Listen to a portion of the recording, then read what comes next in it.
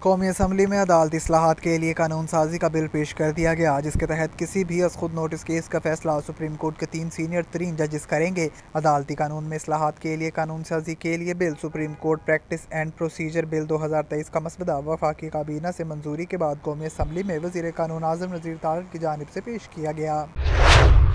وفاقی حکومت نے کراچی کے لیے بجلی 6 روپے فی یونٹ مہنگی کرنے کی درخواست نیپرا میں دائر کر دی۔ نیپرا وفاقی حکومت کی درخواست پر 3 اپریل کو سماعت کرے گی۔ درخواست کے مطابق بجلی 2 سہ ماہی ایڈجسٹمنٹ کی مد میں مہنگی ہوگی۔ 1 سہ ماہی ایڈجسٹمنٹ کے تحت بجلی 4.45 روپے فی یونٹ تک مہنگی ہوگی، جبکہ گزشتہ سال کی دوسری سہ ماہی کے تحت بجلی 1 روپے 55 پیسے فی یونٹ مہنگی ہوگی۔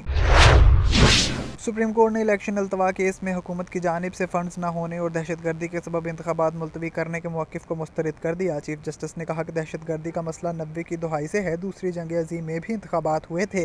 پنجاب اور کے پی میں انتخابات کی تاریخ سے متعلق تحریک انصاف کی درخواست پر سماعت چیف جسٹس امرتا بندیال کی سربراہی میں سپریم کورٹ کے 5 رکنی لارجر بینچ نے کی، جس میں نئے اٹارنی جنرل منصور عثمان اوان اور سینیٹر فاروق نائک عدالت میں پیش ہوئے۔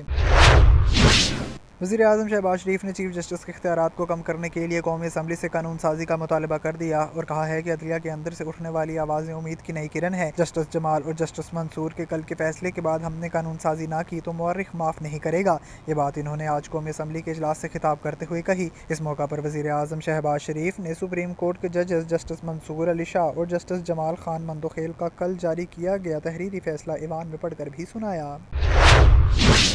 سہون سے وقار علی ملح کی رپورٹ شامل کریں گے۔ وزیر اعلیٰ سندھ سید مراد علی شاہ کے حلقہ انتخاب سہون شریف میں پینے کے پانی کا شدید بحران ہے۔ سینکڑوں شہری سڑکوں پر نکل آئے۔ اسسٹنٹ کمشنر سہون کو ہٹاؤ، سہون کو بچاؤ کے نعرے لگائے گئے۔ تفصیلات کے مطابق سہون شریف میں گزشتہ کئی سالوں سے پینے کے صاف پانی کا بحران ہے۔ سہون شریف کے شہری، سیاسی، سماجی، کاروباری افراد، اساتذہ، وکلاء، طلباء نے درگاہ لال شہباز قلندر کے مزار سے اسسٹنٹ کمشنر کے دفتر تک ریلی نکال کر احتجاجی مظاہرہ کیا۔ ریلی کے شرکاء نے اپنے خطاب میں کہا کہ گزشتہ کئی سالوں سے وزیر اعلیٰ سندھ سید مراد علی شاہ کے حلقہ انتخاب سہون میں پینے کے صاف پانی کا بحران ہے۔ شہری منچھل جھیل کا گندا، غلیظ، بدبودار پانی پینے پر مجبور ہیں۔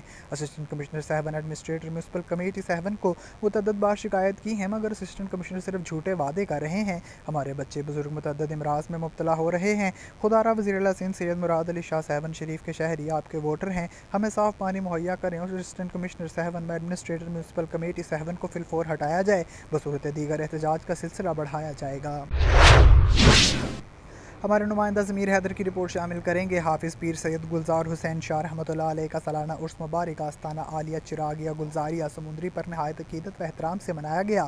ملک پاکستان کے نامور علماء کرام سید برہان حیدر شاہ حافظ آبادی، مولانا جمال الدین بغدادی اور پیر سید سید الحسن شاہ نے خصوصی شرکت کی۔